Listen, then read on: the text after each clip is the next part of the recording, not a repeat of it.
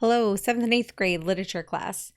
We're wrapping things up very quickly this year, you'll notice, and some of that is because I can get through quite a lot more material when we're not in a classroom setting, but also because I'm giving you extra time to work on homework at the end. I'm only doing 30-minute classes, but the third part of that, why we're going through so quickly, is because when we're in the classroom, I will add a few things here and there, like on the fly. I'll show some videos or something, or we'll have long discussions about something, and we just don't have that option anymore. So we're going through fairly quickly. I promised you last week that I was going to have a new grading program for you. I downloaded it and realized I would have to put in about 60 students with, in multiple classes. And I got to looking at your poetry books. We really don't have that much more to do. We have about 6 classes worth of work to do, which if we were in school, that would take us to the end of the school year. But since we're not, and we're getting through it fairly fast, what we're going to do instead is you don't have to turn any more homework in for me online. You don't have to email it to me or anything. But as soon as we finish the whole poetry book, you're just going to turn in the entire poetry book to the office at your when you're ready, when you're done. It will have to be before we send out grades for the end of the year, of course, because I've got to get the grades in. But I'm going to go ahead and record quite a few of these lectures so that you can do them not just when I've released them, but you can go ahead if you really want to. I want to make that as easy as possible for you and your families. I know this is difficult for everybody. I'm spending most of my days either doing lectures or grading, and that's pretty much it. But I'm not complaining. That's just life of a teacher. It's just how it works. Every other teacher is going through the exact same thing. So I'm trying to make this as easy as possible, really, for everybody. And today's poems are, sorry, are going to be a little more on the difficult side, which we are used to by now. We're growing up. We can face some hard truths. The first one we're going to read is called Cross, and it's by Langston Hughes. We read one of his poems before. We read the poem, The Negro Sings of Rivers, that he wrote when he was only 17 years old and was already, showing his genius as a poet in the Harlem Renaissance. Amazing, amazing poet. He lived in Harlem after the Harlem Renaissance even was over. He was one of the few people who remained. And he tended to write for other Black Americans, really pushing for, I understand what you're going through because I'm going through it too, kind of issue. We've learned quite a bit about the Harlem Renaissance this year because we've been reading Having Our Say, and then of course in poetry class, and part of history class. So we've gotten a pretty good rounded education on the Harlem Renaissance, but we know from what we've studied that it wasn't all good and it wasn't all bad. The Delaney sisters, remember, they were kicked out of Bessie Delaney was kicked out of her doctor's office multiple times because during the Depression they couldn't always make rent, and she had to go chase down files as they were blowing down the street. But we also know that there was some good part too. Her dentist office was one of the places where the NAACP was founded. We know that Sarah Delaney, Sadie, became the first second Black public school teacher in New York City. And so we really she was first. We really understand a lot about the Harlem Renaissance because they lived through it. And we learned the same thing through Langston Hughes. In this poem, Cross, he's going to be looking at 2 ways to use this word. One is the cross that you're all familiar with. Jesus died on the cross. But the idea that he is burdened with that cross, that it was on his back, they had to carry it. He fell at least twice in the Bible, he fell under that cross. And then just the idea of us, when we have a burden, feeling like we have a cross to bear. You will often hear that phrase, I have a cross to bear.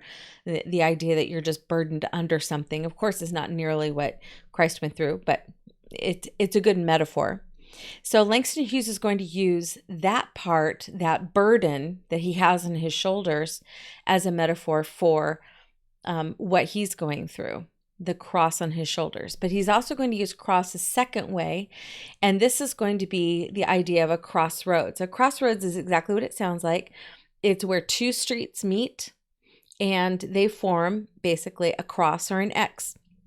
And he's going to talk about the fact that there's two ways that he could go here, or two roads that he's on. And it's impossible. We remember when we read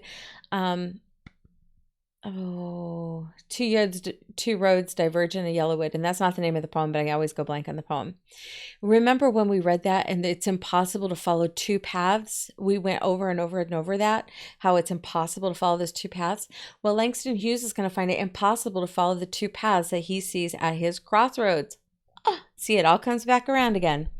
So when we read cross, I want you to think about those two meanings of the words, the burden and the idea that he's at a place where he has to make a decision. It's impossible to follow two paths. Okay, so here we go. First time round, then we're going to go through it, explain it, and then third time so we can get the full appreciation of the poem.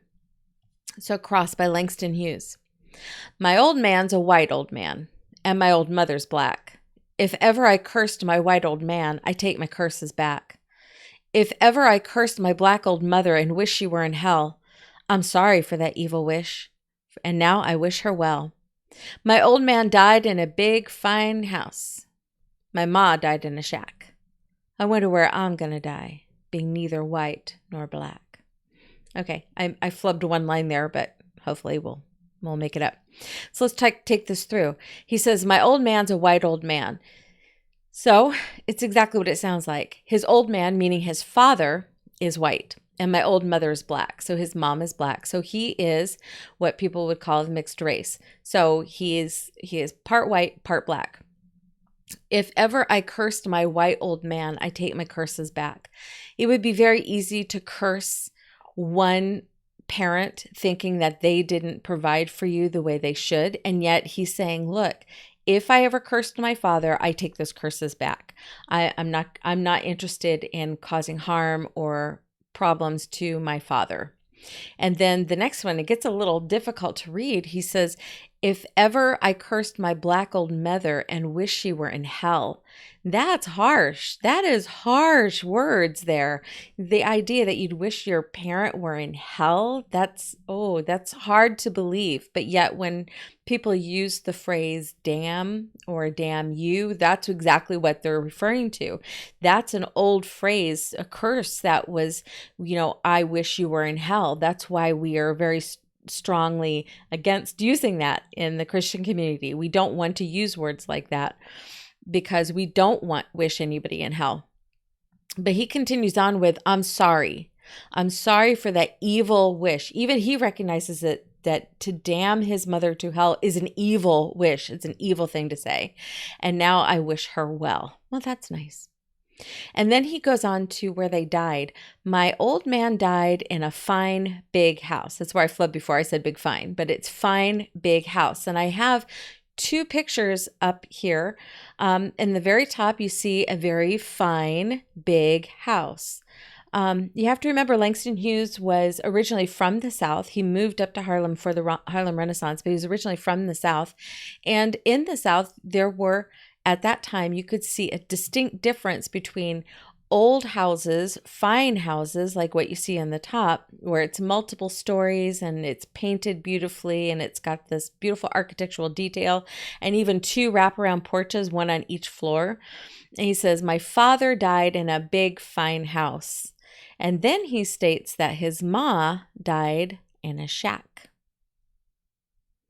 And on the bottom, you see a shack.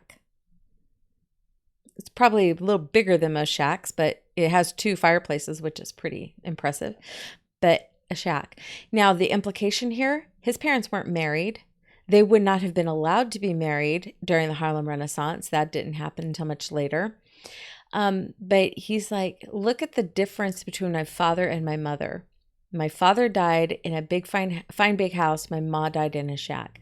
He could also be going back into the history of Black Americans when it was very common for Black plantation owners to actually sleep with and have children with their slave women who had no opportunity to protest, to fight back, or to be protected under the law. So it's a very important and hard part of American history to understand and to study, but we have to study good and bad in our history, or we're just going to live with half of the story. And then he continues his journey here, this poem, with saying, I wonder where I'm going to die, being neither white nor Black. And this is where we see the cross, or the crux of the situation. Crux is another word for cross. Okay, so let's talk about this burden. The burden would be what? That he has parents of different, what we would call races, parents of different races, both Black and white. He has parents who lived apart his whole life, one in a great big house, the other in a little shack. He had parents that he obviously at one time was angry with, because he talks about cursing his father and his mother. And he says, if I ever did that, well, that means he probably did. If you've ever had someone do that non-apology thing, well, if I hurt your feelings, I'm really sorry, when they know very well they hurt your feelings. Okay. But now he's also looking at the other side of that and saying, maybe they were going through some struggles too. Maybe my father had some struggles that I wasn't aware of. Maybe my mother definitely had struggles that I wasn't aware of, even though I was aware of some of it. And then the crux of it was, where do I fit in? Where am I in my universe? Now, when we talk about young adult literature, which we have talked about quite a bit, in our classes, young adult literature is all about knowing where your place is in the universe. Now, we've read science fiction this year. It was my first year teaching science fiction as teaching part of the story. So, but we've read A Swiftly Tilting Planet, A Wind in the Door, and then the first one was A Wrinkle in Time. Those are science fiction books. And yet they still have the same themes of where do we stand in the universe. For Meg, in the first book, she's always struggling. She looks a little bit like her mom, but she's not as beautiful as her mom. She likes a boy, but she's not sure if he likes her back. She's looking for her father, but she has no idea where he is. She's strongly connected to her little brother, but she's not really sure where she personally fits in. That's part of puberty. It's part of growing up. For Langston Hughes, he's taking this idea of, I don't know where I fit in my universe, not because he's going through puberty, but because he's living in a world and in a time where people who are half Black, half white are really not accepted by either group of people. So if he went around talking to people and saying, well, yes, my father's white, so therefore I should be acting and treated like a white man, the other white people of his day would say, no, you're obviously not white, you're Black. But at the same time, in Harlem even, where he's surrounded by people who are also of mixed race, and some are pure Black, some are not, some are white. And he says, okay, well then I'm Black. Well, some Black people would say, you're not completely Black. You've got a lot of white in you. So he doesn't really feel like he fits in anywhere. He's going to find his fitting in through his poetry. He's going to fit in based on his talent, which is much more important than his race at this point. So he goes through this and he explains, I've got this burden. I don't know who I am. I don't know where I live, where I stand in my universe. And he's also looking at the crossroads of, am I white or am I Black? Those are his big things that he is talking about in this beautiful poem, Cross. But here's the thing, everybody can relate to this. We've all gone through something where we have a burden, or we have two paths that we find are diametrically opposed, that we have to decide. We have to make a decision which way we're going to go. Now, I'm not saying that everybody has the exact same experience with race or race relations. That's not it at all. But even if you just use this, if you only talk about race with this poem, Think about all the people he was talking to. He was talking to a lot of Black Americans during the Harlem Renaissance who were part white and part Black. The Delaney sisters, remember their grandfather was white on their mom's side. Their mom, they said she could have passed as white, and she was often kind of criticized for not passing as white. And she was like, I don't care to be passing as white. I am a Black woman and I'm married to a Black man and we have Black children and I'm proud of who I am. So her mom, when she had that crux, she chose to go on the side of, I'm going to remain with my Black family. So she could have done that too.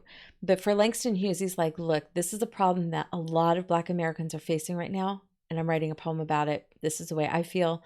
This is the way they are feeling. And it allowed him to speak for a group of people that normally wouldn't get a lot of voice in literature. Okay, so we're wrapping up Cross. Let's take a look at the notes real quick.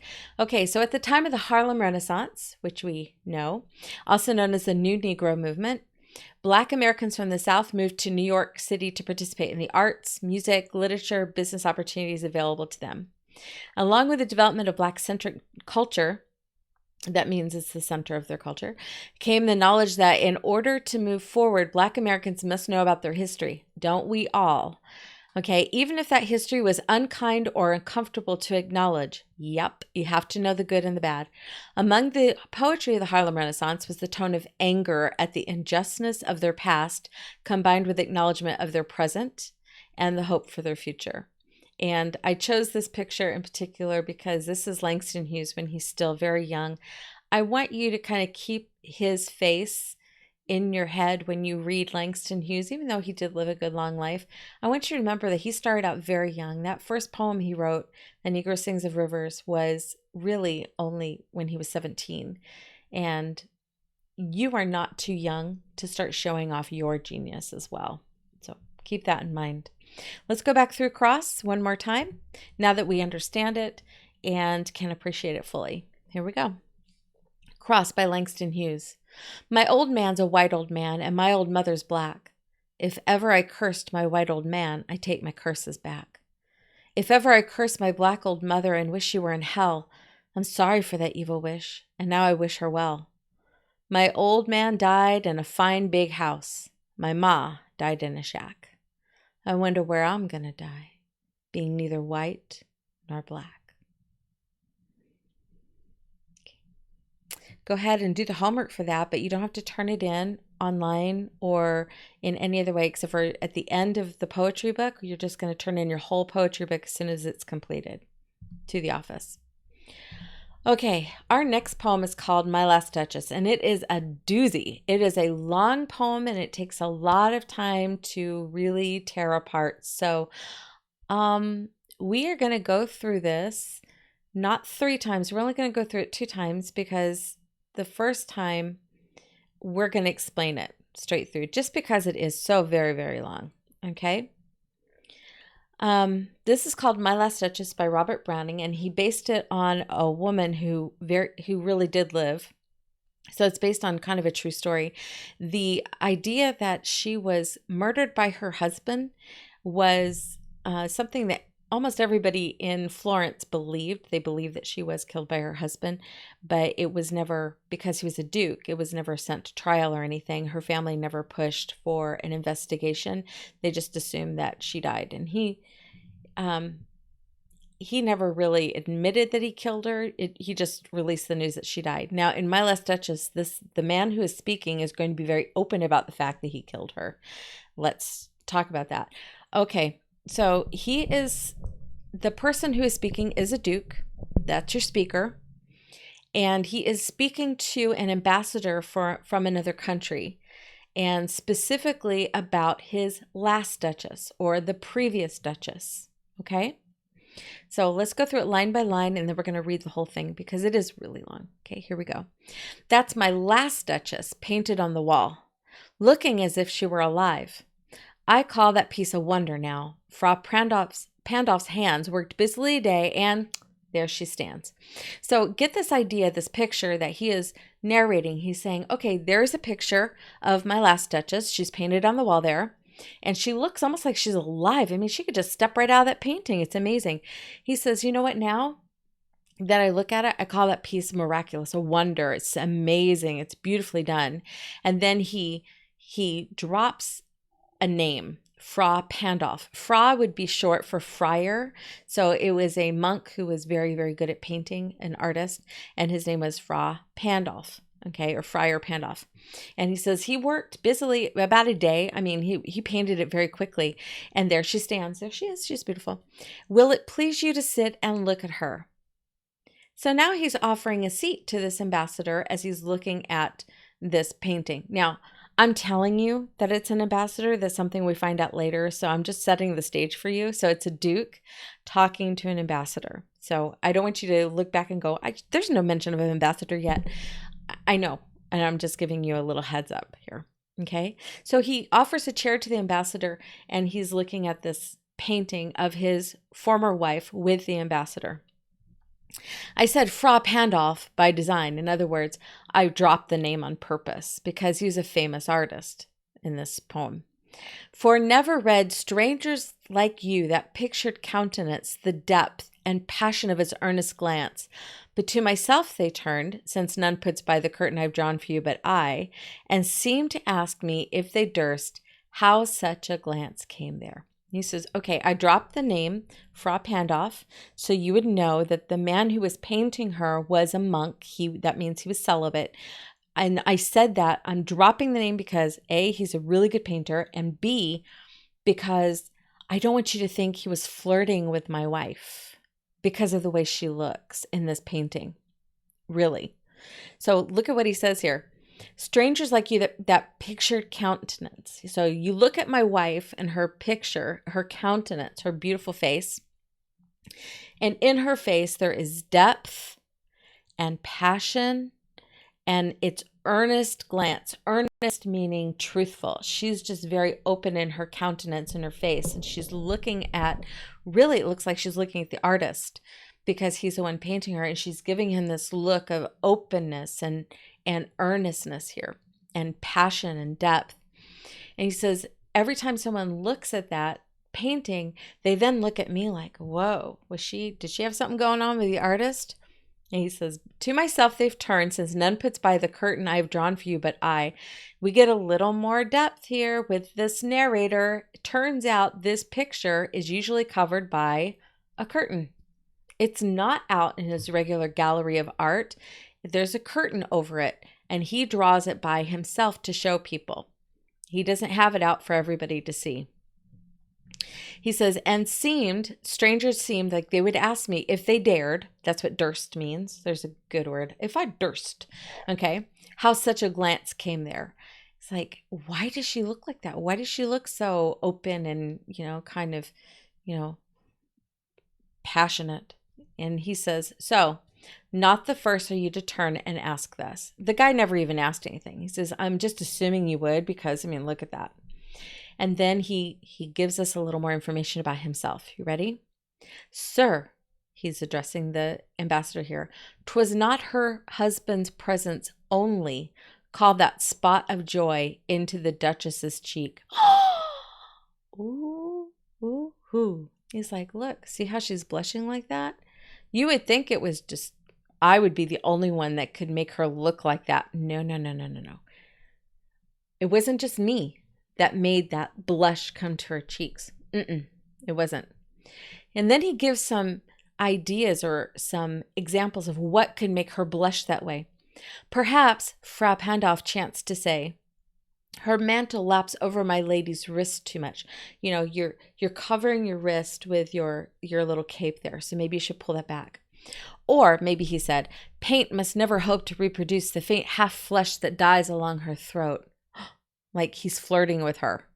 Although what he's saying is not really all that flirtatious. Such stuff was courtesy, she thought, and cause enough for calling up that spot of joy. He's saying, look, back when she was alive, if someone said something like that to her, she would assume it was flirtation and she would be excited about it. She would be so, look at me. I'm just so wonderful. Oh, yeah, that's just the way she was. She had that spot of joy, the blush. She had a heart. how shall I say, too soon made glad. She was way, way too happy about way, way, way too many things. Okay. Too easily impressed. She liked whatever she looked on, and her looks went everywhere. Ooh, we're getting even more information about this Duke. He doesn't like the fact that his wife was too happy. He doesn't like the fact that she was too impressed, that she liked everything she looked at, and her looks were everywhere. So everything she looked at was delightful to her. And he says, "Sir, 'twas all one. My favor at her breast." So that's what she should be, excited about, was me being, showing her favoritism. That's what he's saying. But it wasn't just that. It was me showing her favoritism, me spoiling her, me, being nice to her. She liked that. But she also liked, get this, ready? The dropping of daylight in the west. She liked sunsets. Like just as much as me being spoiling to her. She liked the bough of cherries some officious fool broke in the orchard for her. Somebody brings her a branch of cherries and she liked that just as much as she liked my favor. The white mule she rode with round the terrace. She liked my favor like she likes her white mule. How dare she? All and each would draw from her alike the approving speech. The fact that she says, "Thank you. That's so sweet. That was very nice of you." Or blush at least. Even if she didn't say thank you, she would blush like she was happy. Remember, they call it the spot of joy.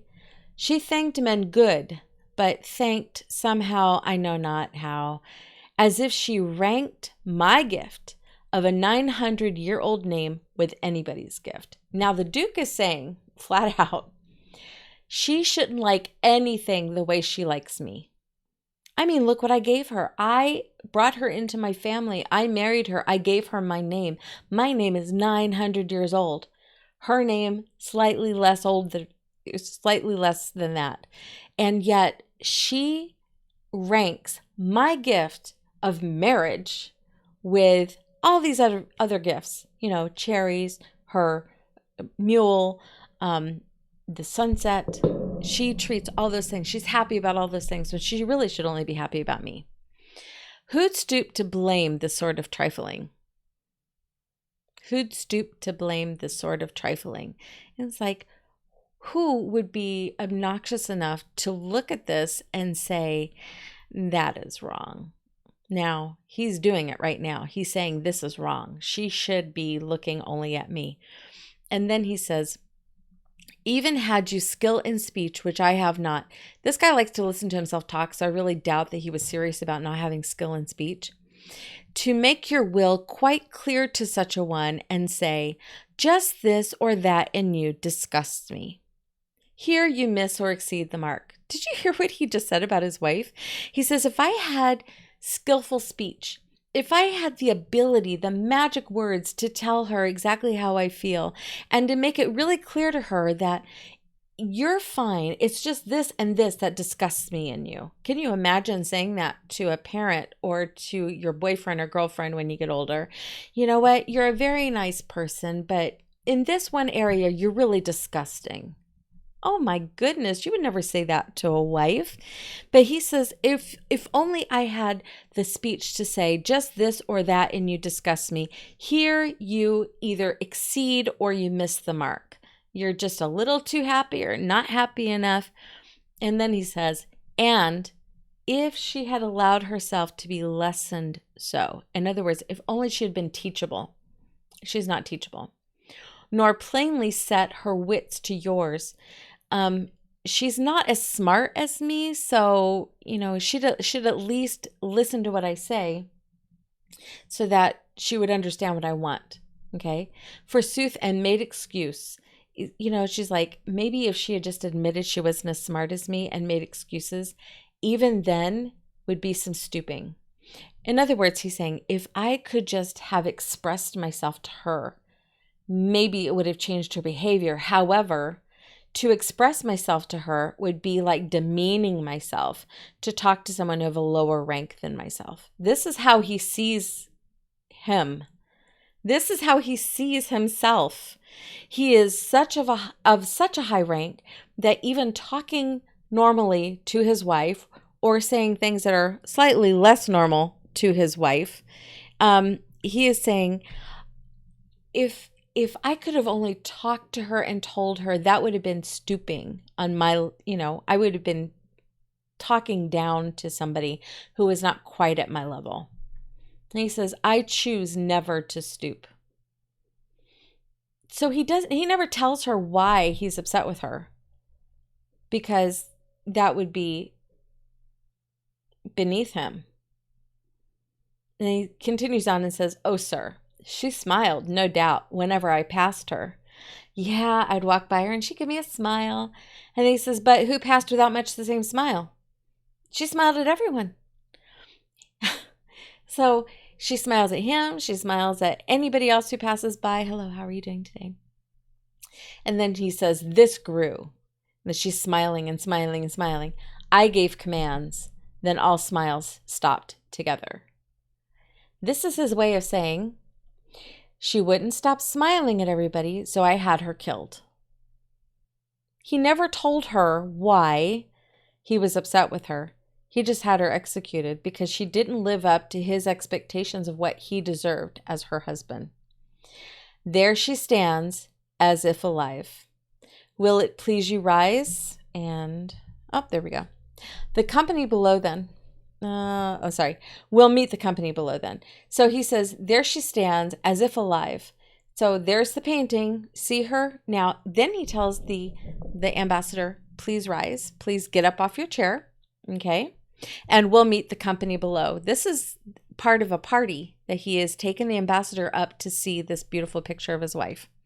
He says, I repeat, the Count, your master's no munificence, is ample warrant that no just pretense of mine for dowry will be disallowed. Turns out the reason that the ambassador is there in the first place is to represent a man who's a count, which is slightly lower ranking than a duke.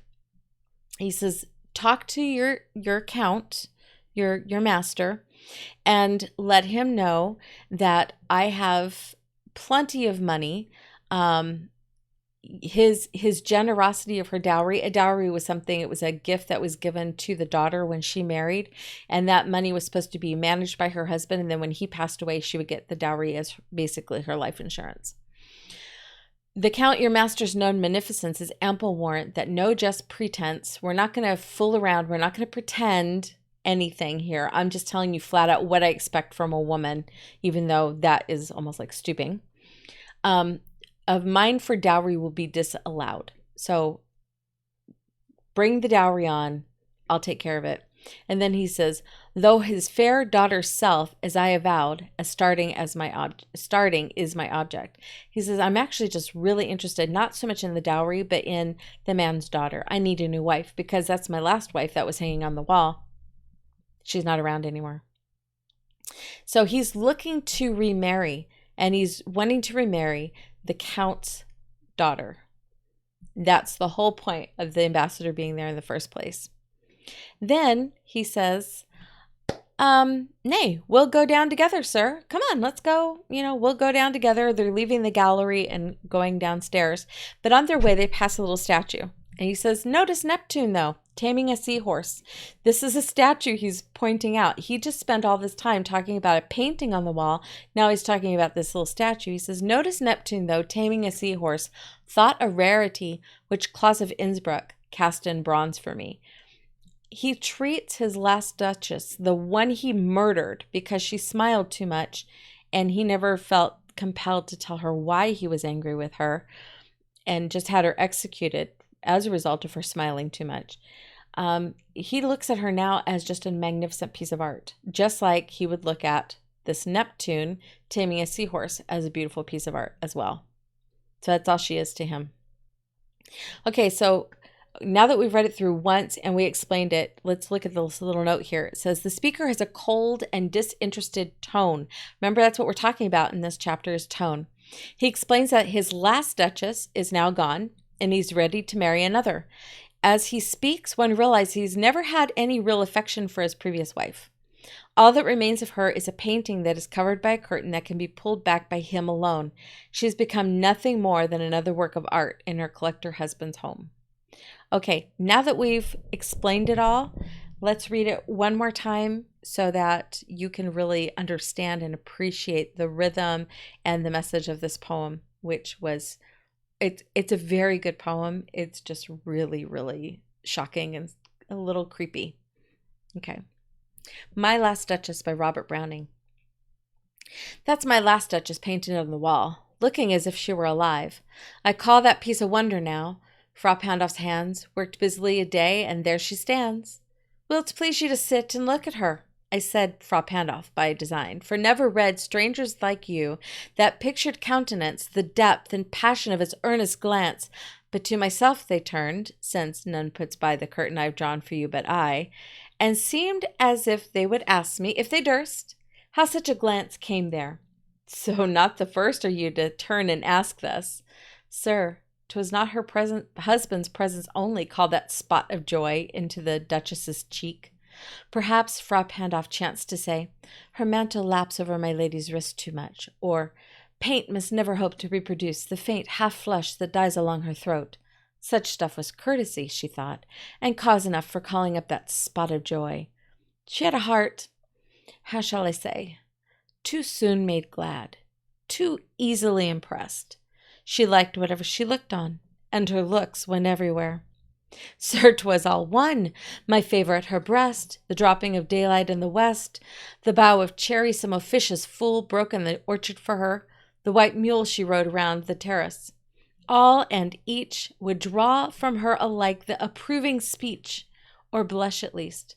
She thanked men good, but thanked, somehow I know not how, as if she ranked my gift of a 900-year-old name with anybody's gift. Who'd stoop to blame this sort of trifling? Even had you skill in speech, which I have not, to make your will quite clear to such a one, and say, just this or that, and you disgust me. Here you miss, or there you exceed the mark. And if she let herself be lessoned so, nor plainly set her wits to yours, forsooth, and made excuse, even then would be some stooping, and I choose never to stoop. Oh, sir, she smiled, no doubt, whenever I passed her, but who passed without much the same smile? This grew, I gave commands, then all smiles stopped together. There she stands, as if alive. Will it please you rise? We'll meet the company below then. I repeat, the Count, your master's known munificence, is ample warrant that no just pretence of mine for dowry will be disallowed, though his fair daughter's self, as I avowed, as starting is my object. Nay, we'll go together down, sir. Notice Neptune, though, taming a seahorse, thought a rarity, which Claus of Innsbruck cast in bronze for me. Woo! The poem of a psychotic. Lovely. Actually, the poet wasn't a psychotic. It's just about a psychotic. Okay, I did want to mention this picture here. This is Lucrezia de Medici by Bronzino. It's generally believed to be the inspiration for My Last Duchess, only because she passed away under mysterious circumstances. And that's what this whole poem is really about. She was married to a man of wealth and rank, and she was believed to have been executed by him. For what reason? We don't know. Okay, that was it for today. Thank you so much. I know it was a very long poem, the second one. The first one's a little difficult. Go ahead and work on your homework a little bit at a time. You never want to get so far behind that you feel like you're scrambling to catch up. Take your time. Read every question thoroughly. Make sure that you answer every question completely. I really don't want to take points off for blanks, or if there's multiple right answers in a question. So please, please, please make sure that you read each question carefully. And I will talk to you next time. Thank you so much.